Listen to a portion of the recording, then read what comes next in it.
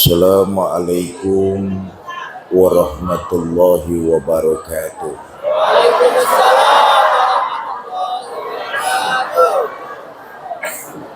Alhamdulillahi rabbil alamin.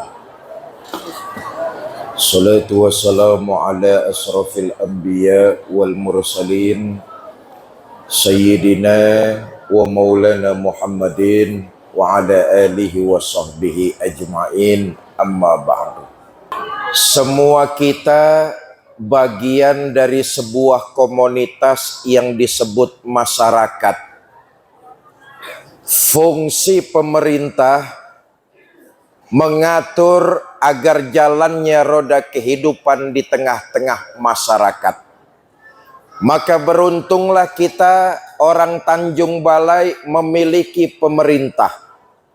Mulai dari tingkat RT, RW, lurah, wali kota, camat, wali kota, sampai kepada tingkat presiden. Bersyukur kita masyarakat Tanjung Balai memiliki pemerintah.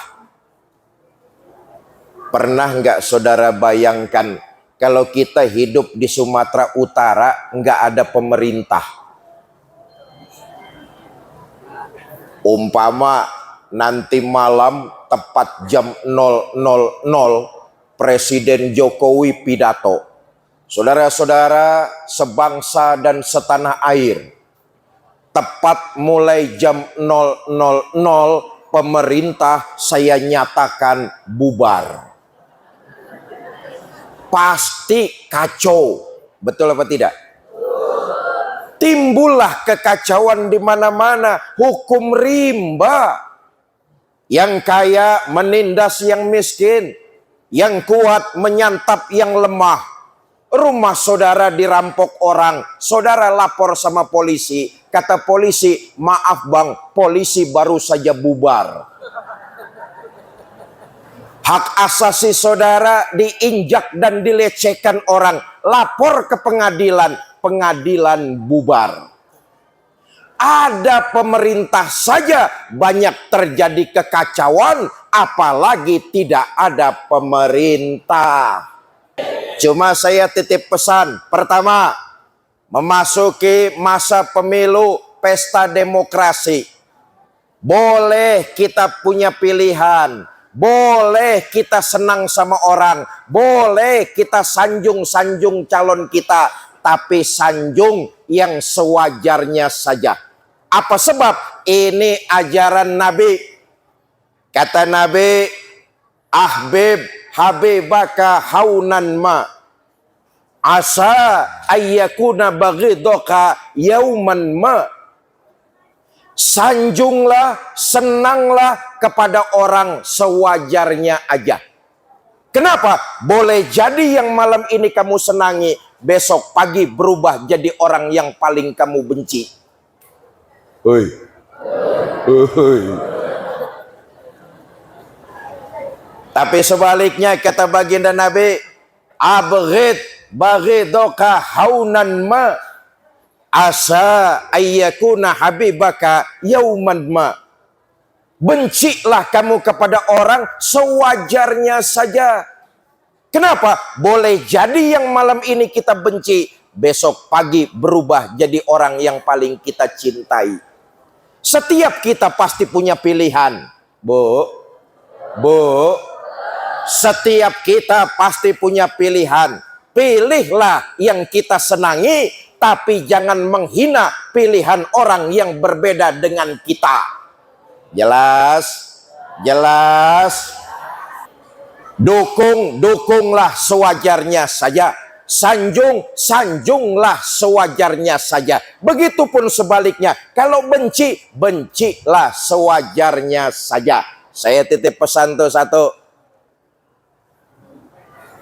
bahwa pilihan kita nanti berbeda, pilihan kita tidak sama, enggak apa-apa.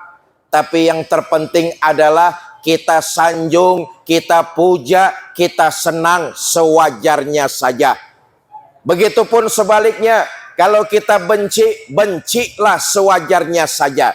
Kenapa? Allah yang membulak-balikan hati kita. Boleh jadi malam ini kita benci, besok jadi orang yang kita cintai. Boleh jadi malam ini kita cintai, besok berubah jadi orang yang paling kita benci. Sewajarnya saja. Nah, saya titip pesan itu yang pertama. Yang kedua, malam ini kita bikin tablik akbar. Chef Palestina, kita hadir semua nih. Ini kecamatan apa namanya nih? Tanjung Balai. Kita malam ini dengan tablik akbar, warga Tanjung Balai Selatan terjadi silaturahmi di Masjid Saksi. Inilah nilai-nilai silaturahmi yang diajarkan baginda Nabi kepada kita. Tumbuh semangat terus silaturahmi di tengah-tengah kita. Nah, silaturahmi itu, saudara, bukan harus bersama-sama.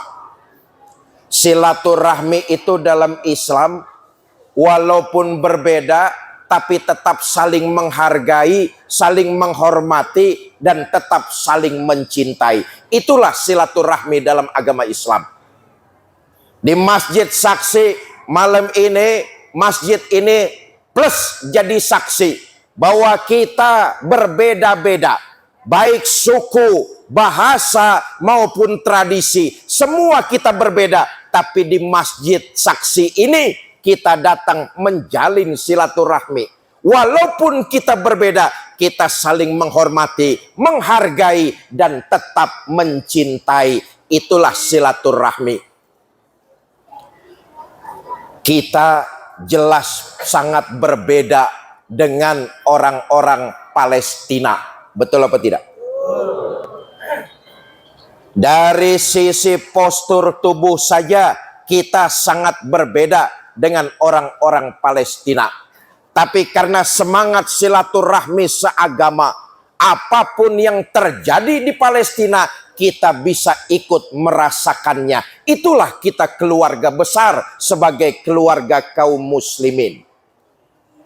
Deh, nggak usah ke sana dah, terlalu jauh ke Palestina. Saya dengan ibu bapak yang asli orang Tanjung Balai berbeda apa enggak? Berbeda. Saya qadarullah dilahirkan di Jakarta. Saudara qadarullah dilahirkan di Tanjung Balai. Saya lahir di Jakarta bukan keinginan saya kok. Ada orang yang lahir boleh pesan, ada? Enggak ada. Betul apa tidak? Tapi dengan semangat silaturahmi, walaupun kita berbeda, kita sudah menjadi sebuah keluarga. Malam ini saya ke Tanjung Balai, saya enggak merasa sebagai seorang tamu. Saya hanya merasa seorang keluarga yang datang dan hadir di tengah-tengah keluarganya. Menghina saudara sama juga menghina saya. Menyakiti saudara sama juga menyakiti saya. Saya adalah saudara, saudara adalah saya. Di hatiku ada kamu. Asik. Nah, kembali, kita dengan masyarakat Palestina berbeda. Tapi karena kita silaturahmi agama, mereka sudah jadi keluarga kita. Apa yang mereka derita, kita ikut merasakannya. Duka Palestina adalah duka kita juga. Begitulah Quran mengajarkan. Begitulah baginda Nabi mengajarkan kepada kita. Kalau saudaramu sakit, kamu ikut merasakan kesulitannya. Sebaliknya, kalau keluarga kamu senang, kamu ikut merasakan kebahagiaannya. Bapak Ibu, saudara-saudara kaum muslimin yang saya cintai. Nah, semangat silaturahmi ini perlu terus kita jaga. Walaupun kita berbeda, tetapi kita seperti sebuah keluarga. Nih, Masjid Saksi mengajarkan kita masyarakat Tanjung Balai untuk terus menjaga kerukunan, menjaga nilai-nilai persatuan. Contoh nih, rumah kita mana? Oh, ibu-ibu tak nampak rupanya. Hah?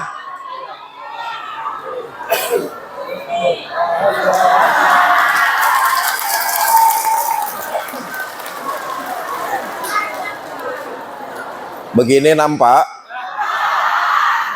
Apa tiangnya kita geser aja ini?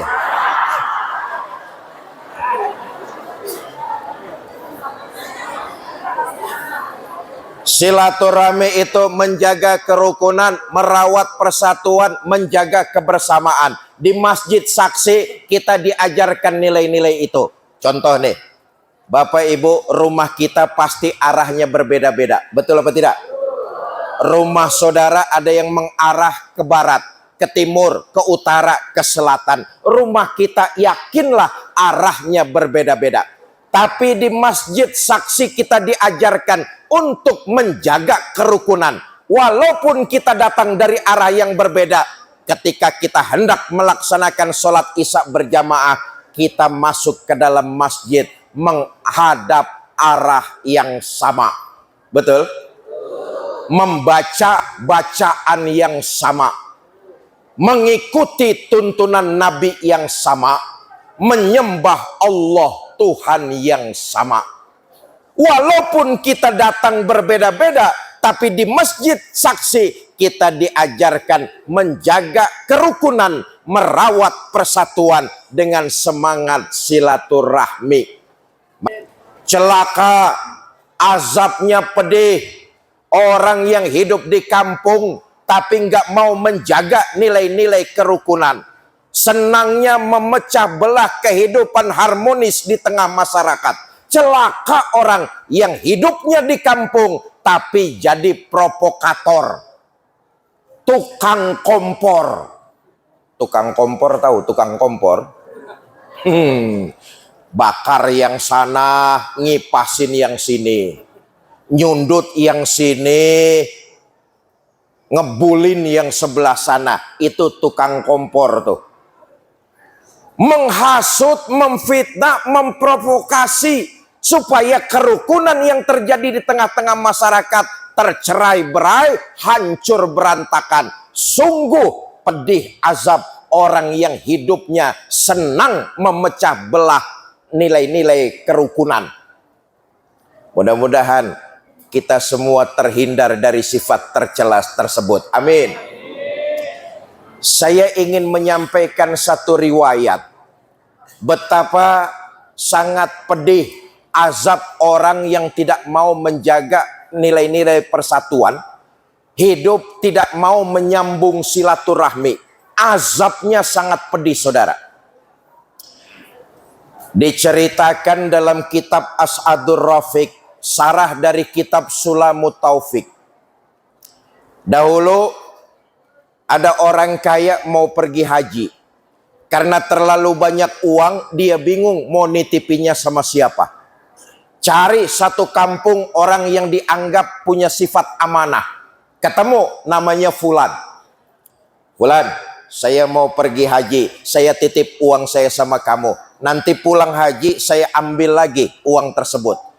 Kata Fulan, Pak, Bapak pergi hajilah biar tenang. Kerjakan rukun dan syaratnya. Bapak kembali lagi, insya Allah bawa haji yang mabrur. Ambil uang Bapak, nggak akan kurang sepeser pun.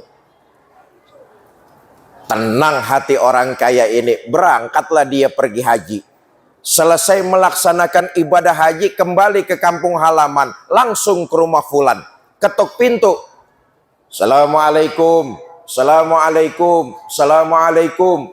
3 kali ngetuk pintu, 3 kali memberikan salam. Pintu rumah Fulan gak ada yang bukain. Tetangga sebelah rumahnya ngasih tahu, Pak, cari siapa? Saya cari Fulan. Oh, Fulan itu beberapa hari lalu meninggal dunia, Pak. Innalillahi wa inna ilaihi raji'un. Kata orang kaya, Mas, sampean tetangganya Fulan? Betul, Pak. Tahu nggak keluarga Fulan di mana? Saya nggak tahu, Pak. Tahu nggak Fulan nyimpen uang saya di mana? Apalagi itu, saya nggak ngerti urusannya, Pak. Resah hati orang kaya ini. Tetangga nggak tahu keluarganya Fulan di mana. Tetangga juga nggak tahu Fulan nyimpen uangnya di mana. Dalam hati yang resah, ini orang kaya datang ke seorang ulama besar. Tuan Syekh, belum lama saya pergi haji. Saya titipin uang saya sama orang di kampung saya namanya Fulan. Begitu saya pulang haji, saya ke rumah Fulan. Tetangganya bilang bahwa Fulan sudah meninggal dunia. Tetangga nggak tahu keluarganya Fulan di mana. Tetangga juga nggak tahu Fulan nyimpan uang saya di mana.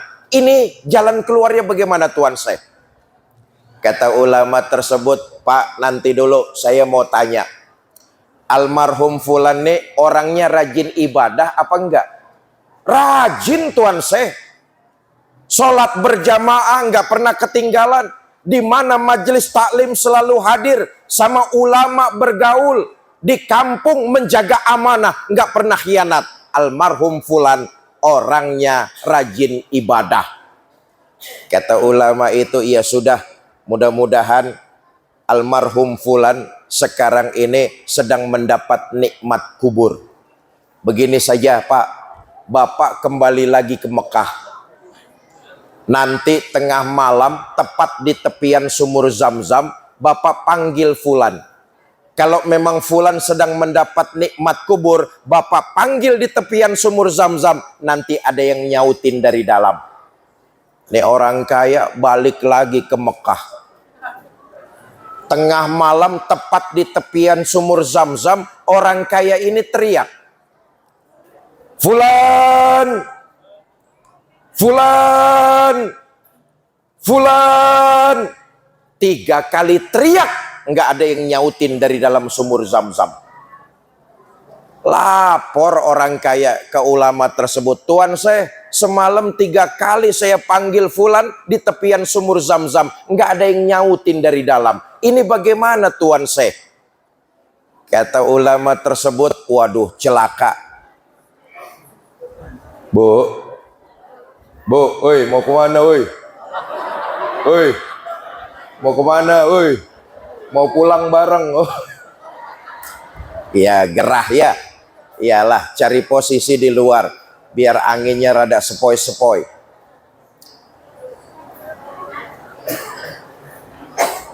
Sampai mana saya ngomongnya dari tadi tuh?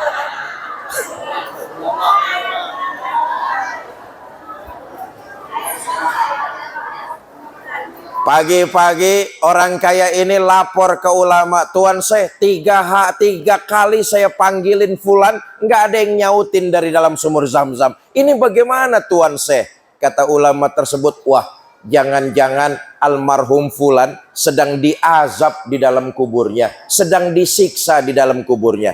Udah Pak, begini saja, Bapak ke Yaman. Di Yaman ada sumur yang bernama Sumur Burnut. Kalau memang almarhum Fulan sedang disiksa di dalam kuburnya, Bapak panggil di tepian sumur Burnut, nanti ada yang nyautin dari dalam situ. Berangkat orang kaya ini ke Yaman. Ya namanya orang kaya bebas lah. Tengah malam tepat di tepian sumur Burnut, orang kaya ini teriak. Fulan! Oi! Baru sekali manggil, sudah ada yang nyautin dari dalam sumur. Terkejut orang kaya. Kata orang kaya, ya Allah Fulan, kenapa kamu sedang disiksa di dalam kuburmu? Padahal waktu hidup di dunia kan kamu rajin ibadah. Sholat berjamaah nggak pernah kamu tinggal. Di mana pengajian kamu hadir, sama ulama kamu bergaul. Hidup di kampung kamu jaga amanah, nggak pernah khianat. Tapi kenapa kamu sedang disiksa di dalam kuburmu? Kata Fulan, Pak, betul. Waktu hidup di Tanjung Balai, memang saya rajin ibadah. Tapi rupa-rupanya masih ada satu persoalan yang belum saya selesaikan. Mumpung Bapak datang ke sini, saya minta tolong temui saudara saya, sampaikan salam permohonan maaf dari kesalahan yang pernah saya lakukan dulu. Loh, kamu punya saudara? Punya. Di mana? Tanjung Balai Selatan. Ya udah, Sherlock. Udah dengerin aja lah. Ini Pak alamat saudara saya minta tolong temui saudara saya, sampaikan permohonan maaf dari kesalahan yang pernah saya lakukan. Kata orang kaya, baik Fulan, alamatnya sudah saya pegang, nanti saya cari saudara kamu, saya sampaikan amanah dari kamu. Terima kasih Pak. Nanti dulu Fulan, ngomong-ngomong uang saya kau simpan di mana? Uang juga. Uang bapak saya simpan di dapur, ada gundukan tanah, galilah di situ saya taruh. Sesuai dengan yang ditunjukkan almarhum Fulan, digali, ada gepokan uang, dihitung jumlahnya nggak ada yang kurang. Dalam hati orang kaya berkata, betul almarhum Fulan orangnya amanah. Seketika dia ingat janji, berbekal alamat yang dia pegang, dia cari rumah saudaranya almarhum Fulan. Ketemu, ketuk pintu. Assalamualaikum. Waalaikumsalam. Mas saudaranya Fulan ya? Betul Pak. Saudara saya Fulan itu sudah meninggal dunia. Kata orang kaya, saya juga tahu, karena itu saya datang ke sini. Saudaramu almarhum Fulan sekarang sedang disiksa di dalam kuburnya. Ini orang dikasih tahu Fulan sedang disiksa, berlinang air mata, nangis Pak. Makin terkejut orang kaya ini. Kata orang kaya, Mas, kok bisa jadi kayak begini sih? Bukankah kalian waktu hidup bersaudara? Cerita ini orang, Pak, betul, kami memang bersaudara. Tapi Fulan pernah memutus silaturahminya kepada diri saya. Ini dia konteksnya nih. Almarhum Fulan pernah memutus silaturahminya kepada diri saya. Saya datang ke rumahnya, ditutupin pintu. Saya kirim hadiah makanan, dibuang di tepian jalan. Di mana tempat saya ajak bersalaman, buang muka. Sampai pada puncaknya kepada orang di kampung saya, almarhum Fulan, jelas-jelas dia putus silaturahminya kepada saya. Geleng orang kaya nih, ya Allah, Fulan kok gitu-gitu bener sih? Memang persoalannya gara-gara apa? Gara-garanya sih cuma sepele Pak, soal berbeda pilihan wali kota. Awas lo, awas.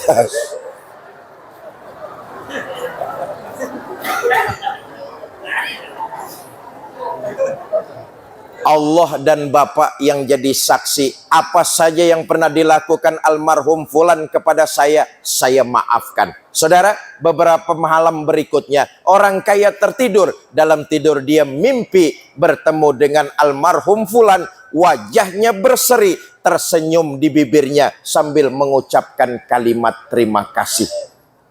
Karena itu saya ingin mengajak kepada kita semua, silaturahmi itu walaupun kita berbeda, tapi kita tetap saling menghargai, saling menghormati, dan tetap saling mencintai. Menjaga kerukunan, menjaga nilai-nilai persatuan.